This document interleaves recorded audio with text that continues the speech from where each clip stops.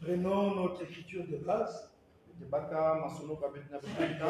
Matthieu chapitre 24e, verset 12 à 13. Au nom de Jésus-Christ, nous lisons la parole dans Matthieu 24, du verset 12 au verset 13. Et parce que l'iniquité se sera accrue, l'amour du plus grand nombre se refroidira. Mais celui qui persévérera jusqu'à la fin sera sauvé. Oh, Ézéchiel, chapitre 28, verset 14 au verset 15. Ézéchiel 28, du verset 14 au verset 15. Tu étais un chérubin protecteur, aux ailes déployées. Je t'avais placé et tu étais sur la sainte montagne de Dieu. Tu marchais au milieu des pierres étincelantes. Tu as été intègre dans tes voies, depuis le jour où tu fus créé, jusqu'à celui où l'iniquité a été trouvée chez toi. Par la grandeur de ton commerce, tu as été rempli de violence et tu as péché. Je te précipite de la montagne de Dieu et je te fais disparaître, chérubin protecteur. Le frère Éloi va encore recommander le peuple et les serviteurs entre les seigneurs. On va prier. Merci beaucoup. Nous sommes si reconnaissants au mon Dieu Marois. Tu as permis encore ce moment formidable pour nous ici, Père éternel. Voilà pourquoi nous te disons merci. Que toi qui as payé ce moment très précieux pour nous, Seigneur, ouvre-nous les oreilles, mon Dieu Marois, pour la parole, Père éternel, que l'homme de Dieu va nous prêcher, ainsi que l'interprète qui va nous expliquer ton message, au Seigneur Jésus. Père, il n'y a que toi, Père éternel, sans toi nous ne savons pas là où aller. C'est pour cela que nous nous sommes retrouvés ici, Seigneur Jésus, c'est pour t'écouter.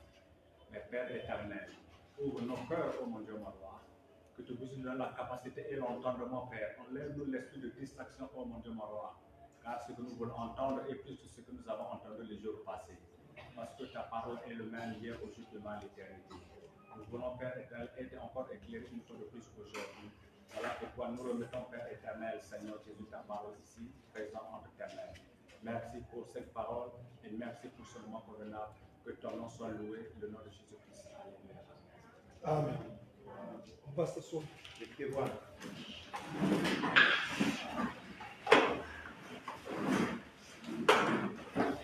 Nous vous saluons au nom du Seigneur Jésus-Christ. Si nous vous disons shalom, que Dieu vous bénisse. Nous sommes très reconnaissants envers notre Dieu. Cette grâce nous a encore accordée cet après-midi. C'est une grâce parce que ce n'est pas tous les hommes qui ont eu ce désir, ce goût, cette joie et cette bonne compréhension d'abandonner ses occupations afin de venir ici rencontrer Dieu par sa parole.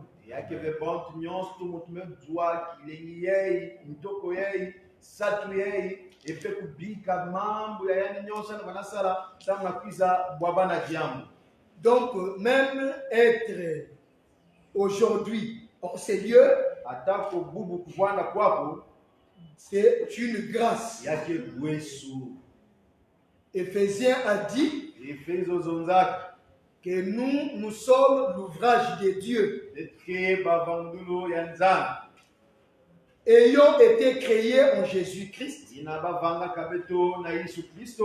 Il a préparé des bonnes œuvres yani kulikaka masalulu ya mbote afin que nous puissions le pratiquer. santu bete tula yao na salulu Ce qui revient à dire inagezola kuzonza que dans le monde, kati ya inza on avait nos œuvres. wanaka na masalulu ya beto Mais quand nous venons au Seigneur, kasi tango bete mekwiza na fumu toutes les œuvres qu'on avait s'arrêtent à la porte de la maison de Jésus-Christ. mavanga nyonse na wanaka na beto ke bikana na potosolo ya mwela ya Yesu Quand nous entrons dans la maison appelée Yehoshua, nous venons trouver les œuvres que Elohim avait préparées pour nous. Nous qui sommes l'ouvrage de Dieu, ayant été créés en Jésus-Christ. C'est donc à nous de pratiquer ces bonnes œuvres qui viennent de l'Éternel. Et parmi ces bonnes œuvres se trouve aussi cet amour de venir en ces lieux. Cette bonne compréhension d'abandonner ce qu'on avait comme occupation afin de venir donner gloire à Dieu.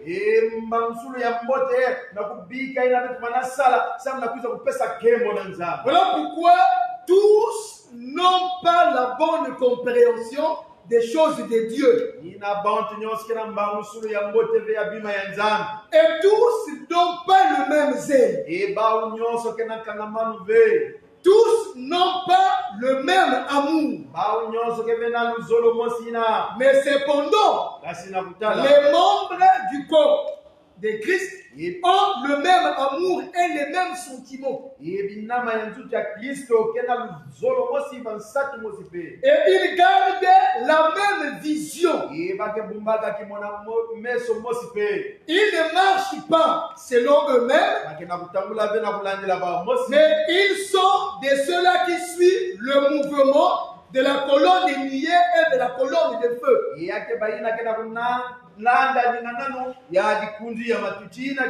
Voilà pourquoi nous ne nous conduisons pas. C'est un autre qui nous conduit. De même, la colonne de nuée et la colonne de feu conduisaient Israël. Aujourd'hui, c'est le Saint-Esprit qui est en train de nous conduire. Et Yeshua Amashia a dit à notre frère Pierre,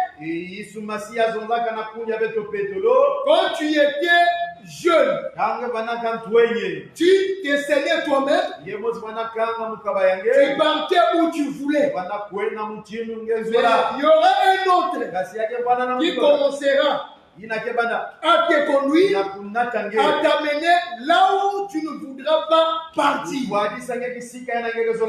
Et il est écrit que le Saint-Esprit vous conduira. Et donc, si le Saint-Esprit te conduit, premièrement, il te conduira dans la voie du Seigneur. Et la voie du Seigneur, c'est être soumis, c'est être obéissant, c'est marcher pas par rapport à ta propre volonté, mais par rapport à la volonté du Seigneur. Et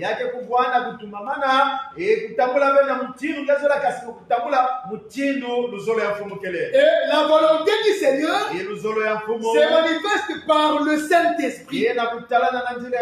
Voilà pourquoi il est écrit dans Galates que les désirs de la chair est contraire à ceux de l'esprit. Les deux, ils sont opposés afin que vous ne discernez pas quelle est la volonté de Dieu. Nous comprenons. Il y a la volonté de l'homme exécutée par sa chair. Il y a la volonté d'Elohim Adonai exécuté par le Saint-Esprit dans le corps d'un homme.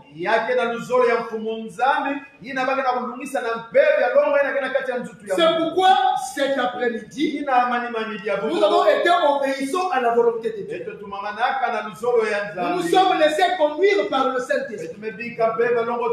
Et il nous a convaincus que malgré les programmes, les projets, les occupations, c'est d'abord mieux de chercher d'abord le royaume et la justice de Dieu. Selon qu'il est écrit, cherchez premièrement le royaume des cieux et la justice de Dieu. Toutes les choses vous seront données par-dessus.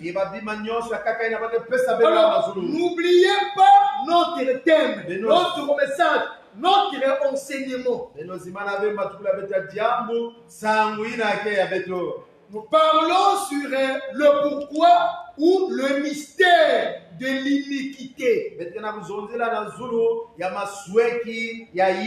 Elohim Adonai par sa grâce nous a aidés à comprendre c'est quoi l'iniquité.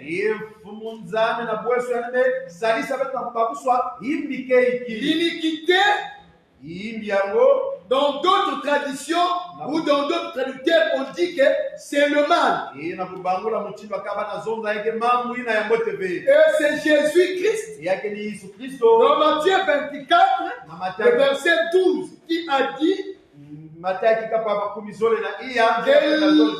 l'iniquité se sera accrue. Donc il y a l'iniquité, mais qui grandit aussi. L'iniquité aussi atteint des échelles. L'iniquité atteint un niveau de non-retour. Là, il a dit l'iniquité se sera accrue et l'amour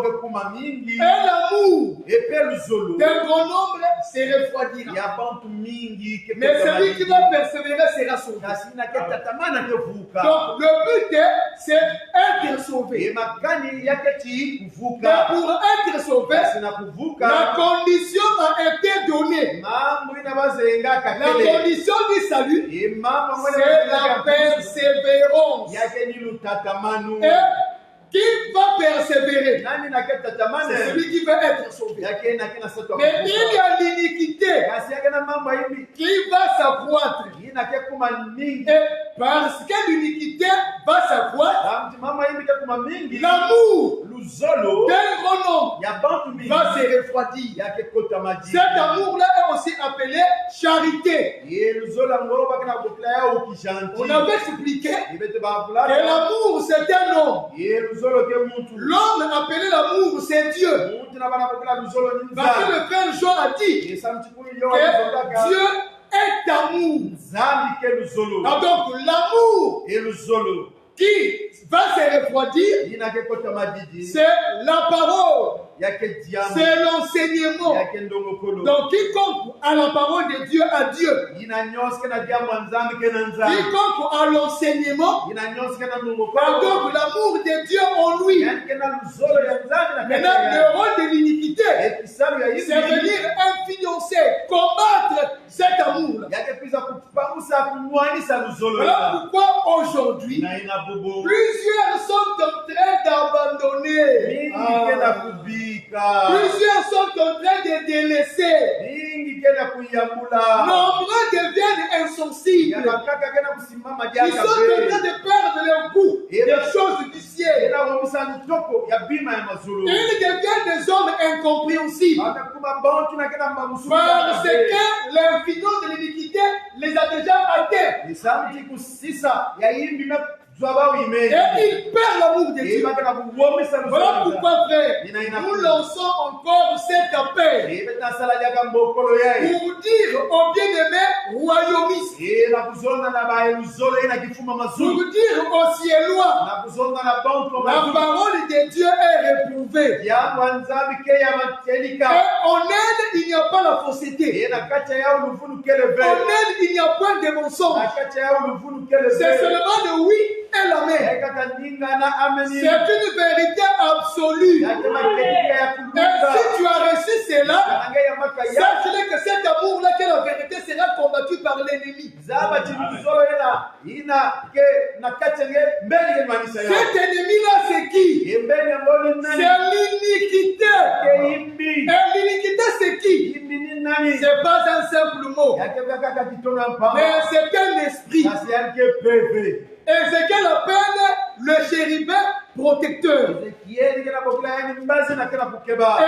appelle l'astre brillant. Et nous vous avons montré que l'iniquité a été trouvée en lui. L'iniquité, sa demeure, c'est cet esprit-là. En d'autres termes, c'est lui, l'iniquité. C'est lui, le mal. Mais lui, le mal, il va combattre l'amour afin que plusieurs puissent perdre cet amour. Alors, nous avons dit la première personne qui a perdu cet amour, c'est Adam. Shalom. La première personne qui a perdu cet amour, c'est Adam. Mais regardez, pourquoi Yeshua avait répondu ainsi aux apôtres? Parce que les apôtres lui ont posé la question concernant la destruction du temple qui était bâti à Jérusalem. Et pendant qu'il les a dit, il ne restera ni pierre sur pierre qui ne soit renversée. Les apôtres lui ont dit, dis-nous, quand cela arrivera-t-il? Et quel sera le signe de ton avènement et de la fin du monde? Donc parmi les signes qui annoncent l'événement du Seigneur, se trouve aussi l'iniquité. De même, Israël attend le Messie, le Hamashiach. Lui, un peuple élu. Nous aussi, comme Israël, nous attendons Hamashiach. Donc, il y a deux événements. Le premier, c'est l'enlèvement de l'Église. Le deuxième, c'est le retour glorieux du Seigneur Jésus-Christ dans le monde, précisément sur la terre d'Israël.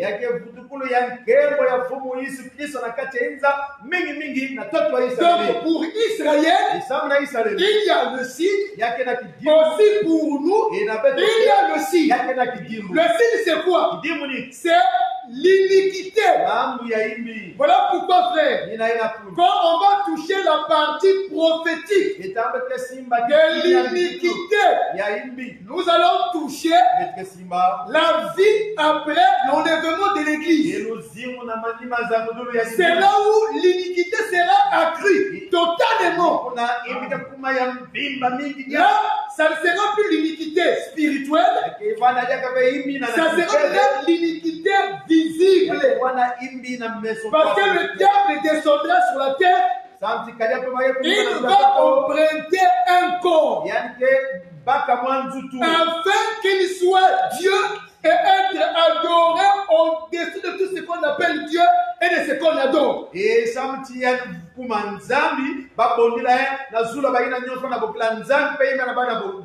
aujourd'hui, nous sommes dans la révélation. Mais au moins, quand nous voyons l'iniquité qui est accrue, pour nous c'est ainsi. Le signe c'est quoi? Quand il y a l'iniquité, on va voir l'amour de plusieurs se refroidir.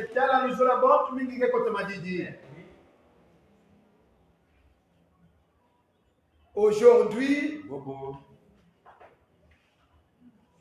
les hommes sont en train de faire l'amour de Dieu sans se rendre compte.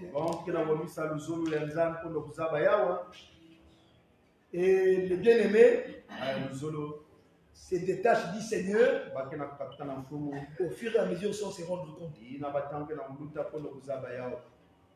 Et l'homme s'est habitué avec le péché. Quoique, il est écrit, la Bible dit, la parole déclare.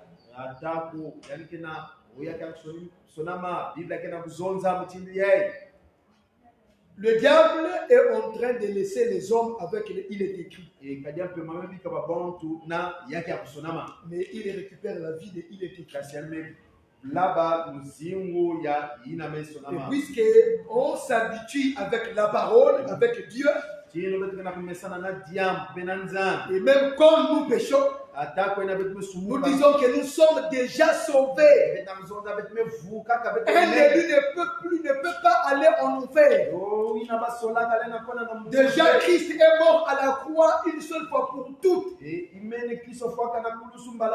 donc le salut est exact, c'est ça. Mais ils oublient que ceux qui sont appelés élus ont leur salut. Ils ont leur vie. Et ils vivent la sainteté. Mais aujourd'hui, l'homme n'a pas une vie de sainteté, mais il croit toujours au fond de Dieu. Voilà le piège où plusieurs sont tombés. Alors, Paul a dit que celui qui est debout fasse attention de ne pas tomber. Donc les tombées existent. Comprenez? Les tombées existent. Mais qui tombera? C'est celui qui perdra l'amour de Dieu. Il va le perdre comment? Par l'infidence de l'iniquité. Maintenant, rentrons dans la Genèse. Là où nous sommes arrêtés le jeudi. Shalom à tous. Ne regarde pas ton frère. Ne regarde pas ta soeur. Ne regarde pas devant toi ou derrière toi. Vois Jésus-Christ qui t'a sauvé. Et garde la bonne compréhension du pourquoi il est devenu un homme.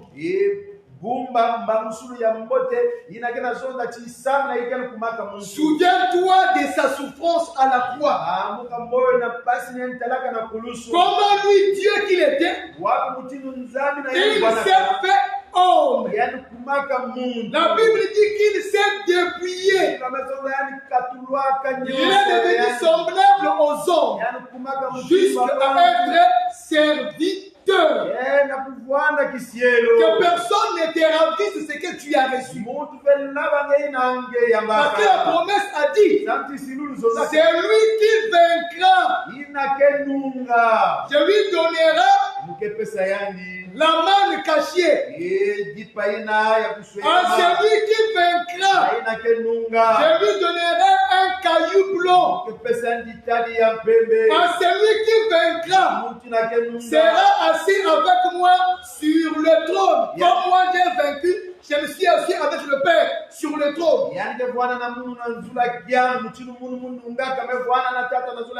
Celui qui vaincra, je lui donnerai une verge de fer avec lequel il va perdre les nations. Celui qui vaincra, vous comprenez qu'il y a celui qui vaincra.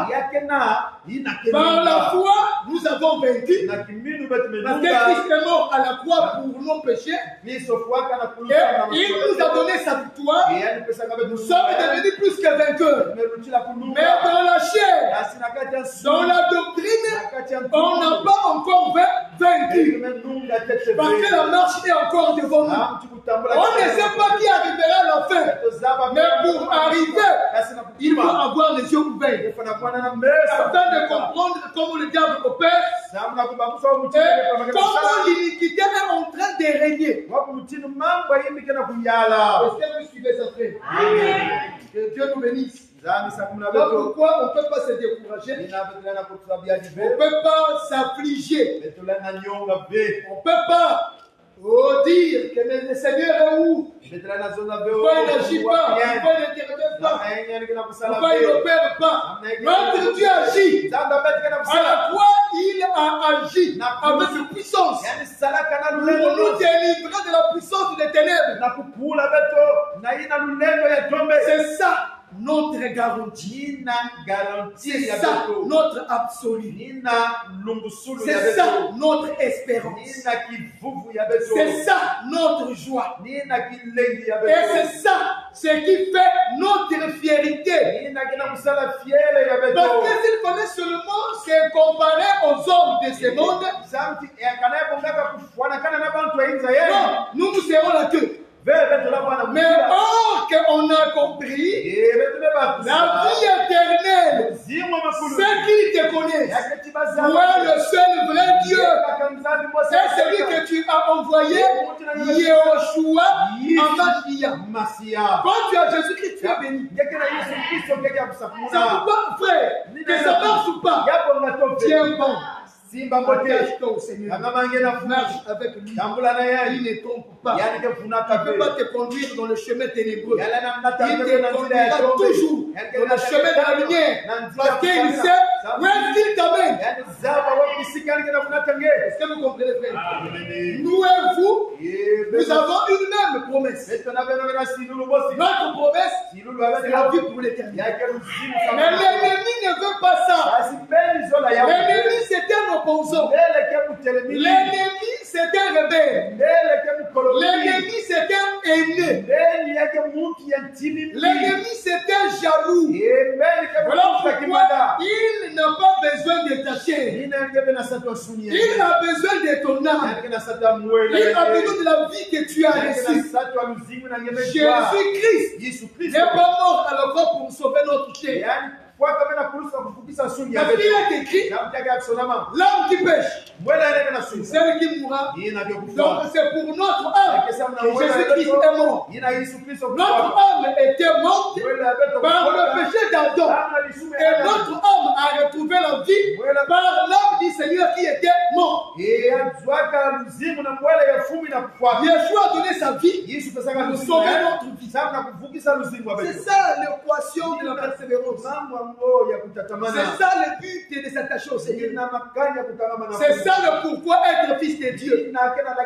C'est ça la bonne compréhension du Zoé. Maintenant, regardez, frère.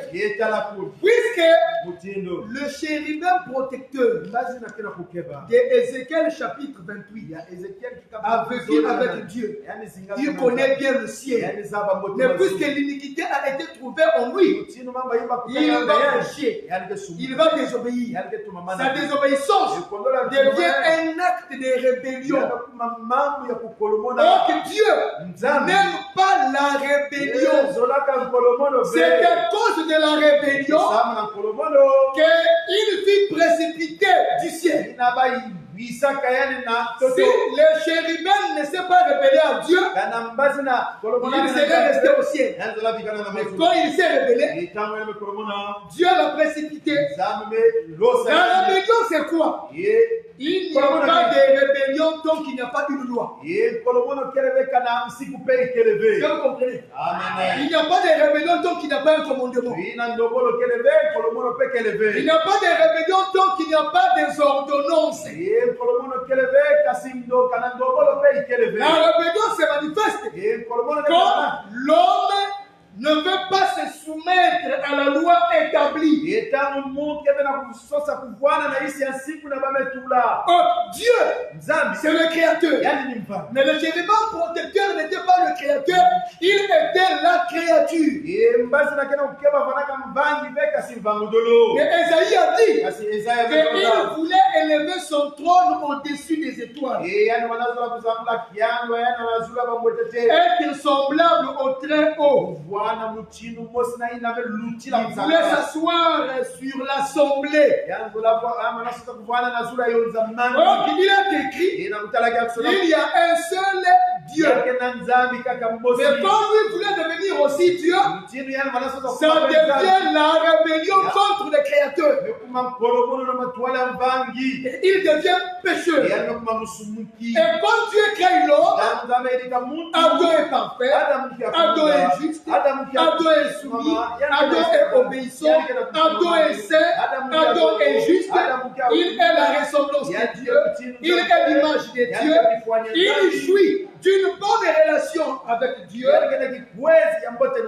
il est en communion avec son Créateur. Il devient le représentant tangible, palpable du Créateur. Il devient comme le roi. Parce que Dieu lui a donné la domination, l'autorité, la gouvernance, le règne et la direction du monde. Il était le chef charismatique de toute la création de Dieu.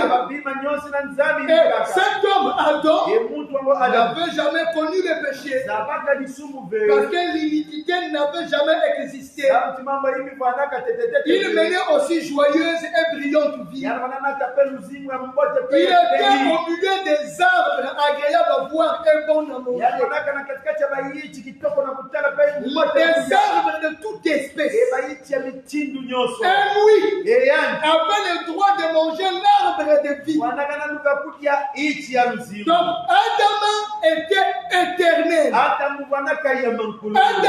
n'avait jamais connu la mort. Adam n'avait jamais connu la maladie. Adam n'avait jamais connu le péché. Il était saint. Il était en présence de Dieu. Et nous savons que le jardin d'Éden, c'est l'image du ciel, dans sa pureté. Donc Adam vivait dans la félicité du Tout-Puissant. Et la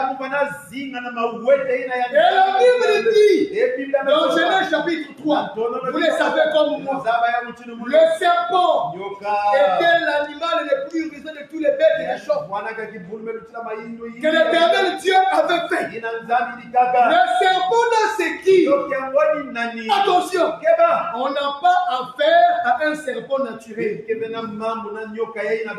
On n'a pas affaire à tous les serpents créés par Dieu. Là, nous précisons bien.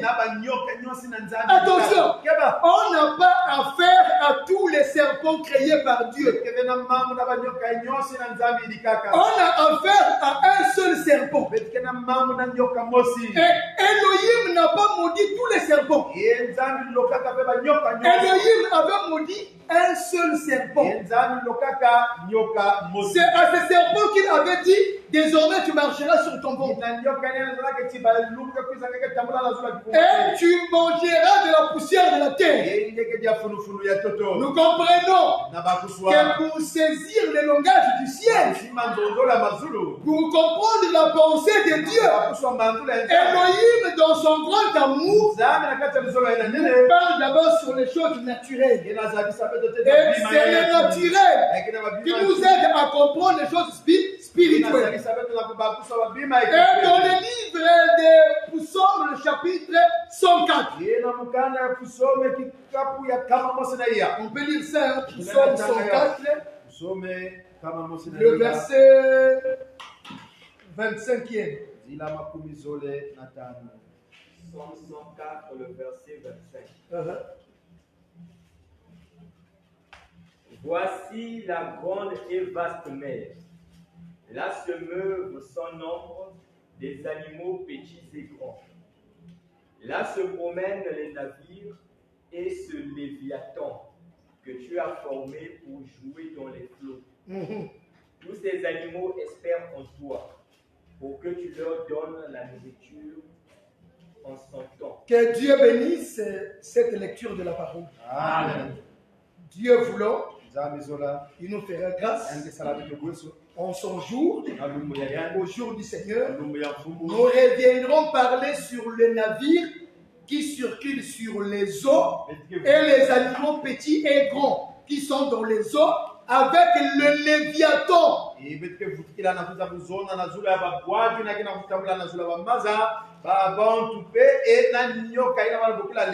que vous suivez?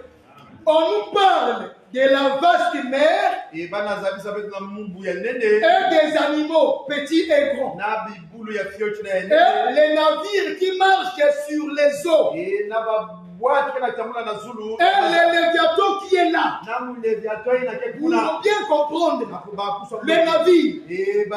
faut vous rappeler Eno ba mboga mmoja. de la trace du navire sur la mer. Na nzila ina ya bwati na zulu ya mumbu. Vous comprenez? Ena ba La trace du navire sur la mer. nzila ya bwati na zulu ya mumbu. Mais dans Matthieu chapitre 14, Na Mathayo kitabu kumi. il y a un navire qui marchait sur la mer. Yake na bwati mwa fana tamula na zulu. Quand les apôtres l'ont vu, Gamba tu mwa ils ont dit fantôme, fantôme, fantôme. C'était pas un fantôme, c'était tout un navire. Il marchait sur les eaux. Et le navire a dit, je ne suis pas un fantôme, c'est bien moi. Est-ce que vous comprenez? Il y a un autre navire qui a marché sur les eaux. C'est l'arche de Noé. Vous comprenez? Aujourd'hui, il y a un navire qui marche sur les eaux. C'est l'église. On en parlera. Ne vous en faites pas. Aujourd'hui, Seigneur, on va en parler. Mais le temps n'y est plus. Il faut en parler déjà. Parce que les eaux, l'interprétation, c'est Apocalypse chapitre 17, le verset 15. Est-ce que vous suivez, frère? Maintenant, dans les eaux, il y a des animaux petits et grands. On parlera de ça. En dehors des animaux petits et grands, il y a les Léviathans. Qui est donc ce Léviathan? Le Léviathan, c'est le chérubin protecteur. Le chérubin protecteur, c'est l'astre brillant. C'est dans Ésaïe chapitre 14. Maintenant, lisons encore Ésaïe, le chapitre 14. Non, Ésaïe chapitre 27. Rapidement, frère. Ça, c'est de grandes choses. Ésaïe 27, le verset Premier. Ésaïe 27, le verset 1. En ce jour, l'Éternel frappera de sa dure, grande et forte épée, le Léviathan, ce serpent fuyard, le Léviathan, serpent tortueux, et il tuera le monstre qui est dans la mer. Ah, on acclame pour la parole du Seigneur. Écoutez, notre Dieu, comme on a souvent dit, c'est un serpent qui marche en colonne brisée, mais il suit un seul chemin. Le serpent appelé Dieu, c'est le serpent bâton. C'est le serpent bâton. Le serpent vert. Vous comprenez? C'est une autre serpent. Le serpent qui avait avalé les serpents des magiciens de Pharaon. Parce que dans la Bible, il y a deux serpents. Yeshua, c'est un serpent. Le diable aussi est un serpent. Mais on a vu la bagarre entre les deux serpents. Le serpent de Moïse et le serpent de Pharaon. Et le serpent de Moïse avait avalé les serpents de Pharaon. Est-ce que vous comprenez, frère? Nous ne parlons pas de ça. Écoutez, pour éviter la confusion, il faut toujours donner la précision. La précision. Il faut toujours qu'il y ait les détails de la parole, afin qu'il y ait la bonne compréhension. Est-ce que vous comprenez, frère? Ici, nous parlons du serpent ancien. Mais puisque la Bible aime toujours qu'il y ait des témoins pour confirmer un problème. Alors, les témoins de la Bible sont appelés les écailles du crocodile. Les écailles du crocodile, c'est les frères. Donc, Moïse était l'écaille du crocodile. yangandu. Ézéchiel était l'écaille du crocodile. Ezekiel ekeli kalulu yangandu. Esaïe aussi était l'écaille du crocodile. Isaya peke ni kalulu yangandu. Maintenant, il faut appeler Moïse, appeler Ézéchiel, appeler Esaïe. Bokila Mose, bokila Ezekiel, bokila pe Esaïe. Alors, donc, ils sont des témoins. Yebake bambangi. Maintenant, s'ils sont des témoins, Yanabake bambangi. il faut qu'on les appelle Yabonga betu bokila ba. afin qu'ils passent à la barre. Samtu baluta na matuale ya bantu. Vous comprenez? Les témoins doivent passer à la barre Bambangi fana luta na pour matuale ya bantu. confirmer. Na Est-ce que kulungisha. la chose est ainsi? Mamba mwake mchini. Est-ce que c'est la vérité ou c'est pas la vérité? Il faut être des témoins oculaires. Est-ce que vous comprenez? Moïse a rendu témoignage. Il a dit oui, Genèse chapitre 3, il y a un serpent. Et le frère David, donc Poussom, a aussi témoigné que il y a un serpent. Mais là il dit, le serpent est appelé Léviathan. Tu vois, Moïse dit que c'est le serpent. Mais Poussom dit non, c'est le Léviathan. Maintenant, Esaïe dit, le Léviathan en question, c'est le serpent fortueux. Et suivez. Nous sommes en pleine navigation. Le véritable Internet, c'est la Bible. Quand nous parlons, nous sommes en train de naviguer pour vous amener à comprendre ce que Yeshua est en train de nous donner.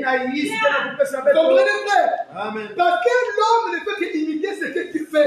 S'il y a de l'Internet dans l'usage des hommes, c'est qu'il y a une vraie connexion par un vrai Internet. Donc le véritable Internet, c'est les Écritures. Et là, quand nous faisons les sondages des Écritures, les sonder, c'est maintenant naviguer. Et là, quand on navigue, nous cherchons une seule chose. C'est le témoignage du serpent. Est-ce que c'est vrai ou c'est faux? Voilà pourquoi Moïse a dit non, c'est le serpent. Poussom a dit oui, mais il a appelé Léviathan. Esaïe a dit c'est vrai, Léviathan, mais il faut ajouter serpent tortueux. C'est vrai, Léviathan, mais serpent fuyard. C'est vrai, Léviathan, mais un monstre marin. On va y revenir aussi. Nous parlerons sur le monstre marin. Oh, un monstre, c'est un animal incomparable. On ne peut pas bien lui donner une image. Il est plus qu'un animal. Mais or que le monstre que nous savons, nous, c'est Apocalypse chapitre 12, le verset 2, verset 3. Apocalypse un grand signe était apparu au ciel. Verset 1er. Apocalypse 12. Une femme enveloppée du soleil. La lune sous les pieds. Une couronne de 12 étoiles. Un autre signe apparu. C'est un gros dragon rouge. Feu. Ayant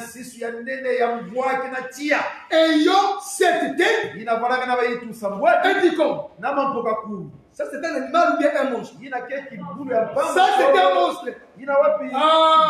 Donc le monstre d'Ésaïe chapitre 27, c'est Apocalypse chapitre 12. Le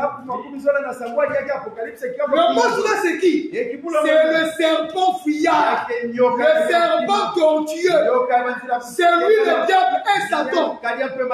Apocalypse chapitre 12 verset 9. Nous sommes scripturels. Nous sommes scripturels. C'est quand on dit qu'on n'imagine pas. Nous répétons ce qui est écrit. Est-ce qu'on se trompe? Si vous voulez, on peut lire. Si vous voulez, on peut lire. On peut lire. Nous avons déjà lu Poussom et Esaïe. Non. Lisons Apocalypse chapitre 12. Et tu prends aussi. Lis d'abord. 12, 1 jusqu'à 3. Apocalypse 12 du verset 1 au verset 3. Un grand signe parut dans le ciel. Une femme enveloppée de soleil, la lune sous ses pieds et une couronne de 12 étoiles sur sa tête. Elle était enceinte et elle criait, étant en travail et dans les douleurs de l'enfantement. Dieu voulant, nous parlerons sur la douleur de l'enfantement de la femme. Que Dieu nous fasse grâce. Un autre signe parut encore dans le ciel. Et voici, c'était un grand dragon, rouge feu, ayant 7 têtes et 10 cornes, et sur ses têtes 7 diadèmes. Sa queue entraînait le tiers des étoiles du ciel et les jetait sur terre. Ok, le même chapitre 12 de l'Apocalypse, le verset 9. Le verset 9. Et il fut précipité, le grand dragon, le serpent ancien, Ésaïe chapitre 27. appelé le diable et Satan. Voilà. Celui qui séduit toute la terre. Il fut précipité sur la terre et ses anges furent précipités avec lui. Ésaïe 27, verset 1.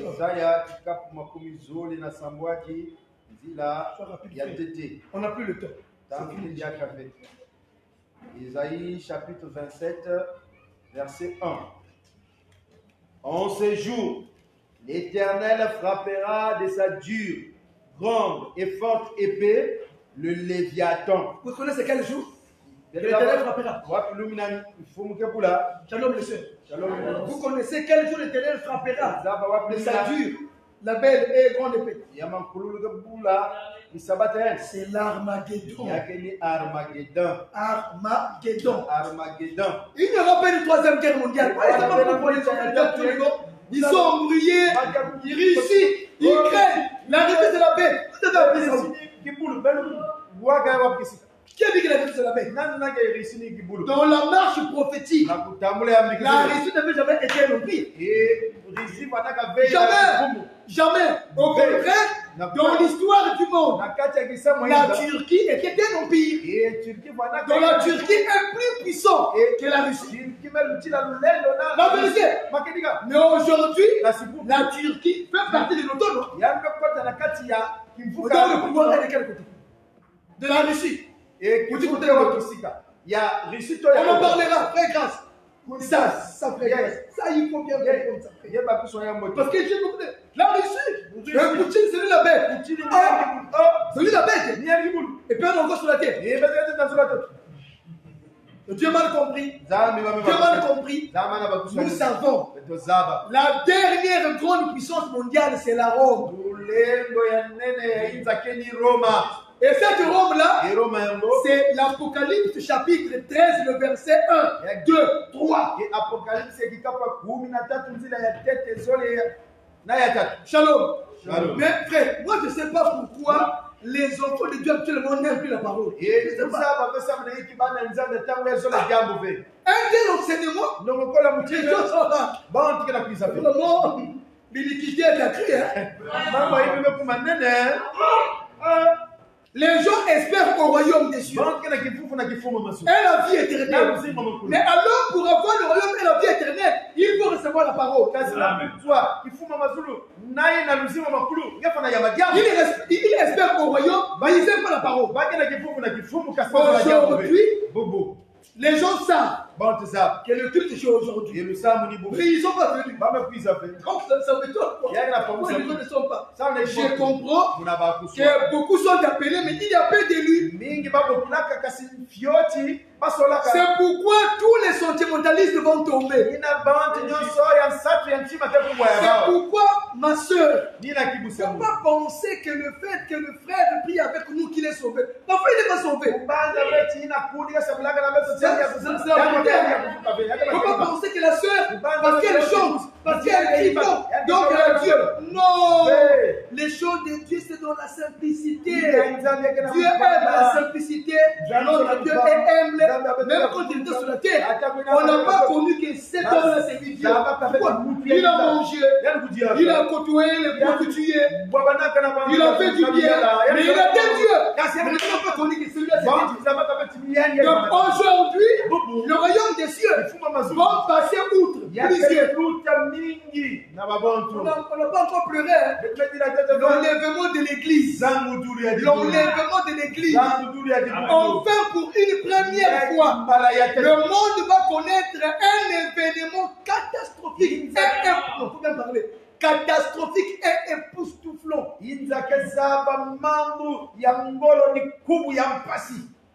Un événement qui sera un cataclysme.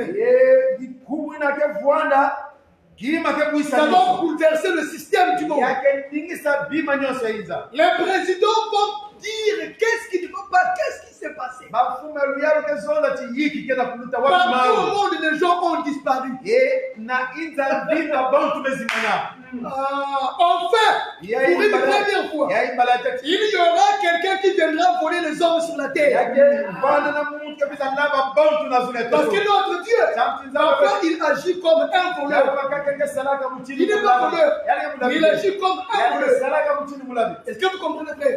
Parce qu'il est écrit, il viendra comme un voleur. À l'heure où vous n'y pensez pas, il a dit veillez et priez. C'est à l'époque qu'il faut veiller à prier. Mais les autres sont distraits. Ils commencent à ouvrir la parole. Ils vivent dans le péché. On ne se fie pas aux apparences. Frère, écoutez-nous très bien. Ne vois pas les frères ou la sœur pour ton salut. Vois ta vie, vois ta marche, ta persévérance, l'état de ton âme, ta fidélité, ta communion avec Dieu. C'est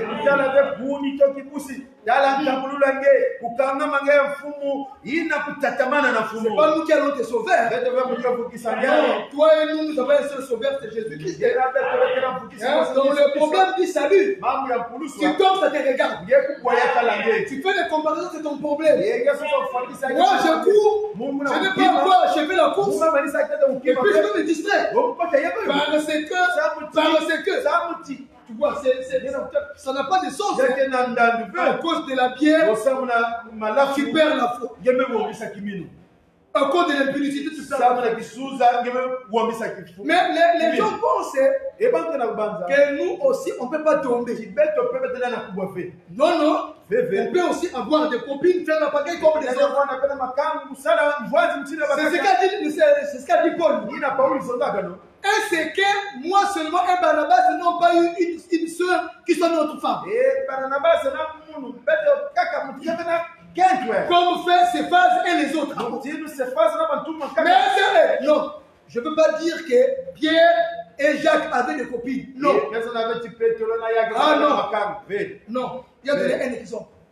C'est pour vous dire, s'il fallait se comporter comme les autres sentimentalistes, on pouvait vivre le péché. Mais on a compris l'amour de Dieu. On a compris le royaume et la vie éternelle. Voilà pourquoi même dans la faiblesse, on s'accroche. On préfère persévérer. On préfère souffrir pour gagner Christ.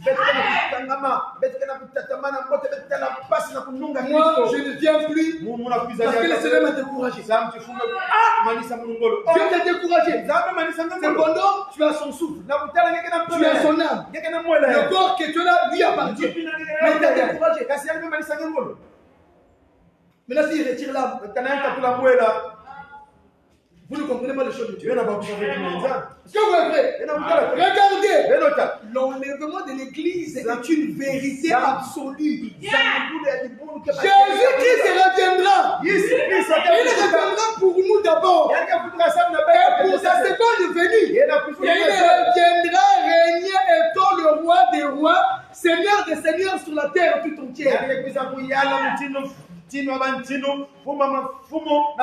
ce jour-là, on ne parlera plus de Vladimir Poutine. On ne parlera plus d'Emmanuel Macron. Oh Dieu. On ne parlera plus de Tony Blair. On ne parlera plus, je sais pas moi, mais pourquoi parler d'eux? Parce que le roi des gloires a fait son apparition. Et il va restaurer la vie terrestre. yani ke futula mona luzimu ya On toko appelle ça le renouvellement de toutes choses. yeba ke bakila ke futukulu Il ya établira son gouvernement. yani ke tula luyalu Il régnera avec ses saints. yani ke yala na balongo ya yani Joseph régnera avec sa femme Joseph ke yala na kentwa yani et accompagné de sa famille, ses frères. Et epe bakuni yani ke fwana na yani dikana les yani yeux de tout le monde yeba sera fixé vers nous. Les saints sont descendus sur la terre. Et avant la descente là, il y a d'abord l'enlèvement de l'église. Les docteurs dans les hôpitaux seront enlevés. Les malades seront enlevés. Ceux qui seront dans le ouest seront enlevés. Ceux qui seront au travail seront aussi enlevés. C'est pas seulement au Congo, partout au monde. Il y aura des pleurs. Les papas vont pleurer leurs enfants qui ont disparu. Les mamans, les oncles, les petits frères, les grands frères, les grandes sœurs, les petites sœurs. Ça sera un trouble partout dans les médias. On va dire que les hommes ont disparu, ils sont partis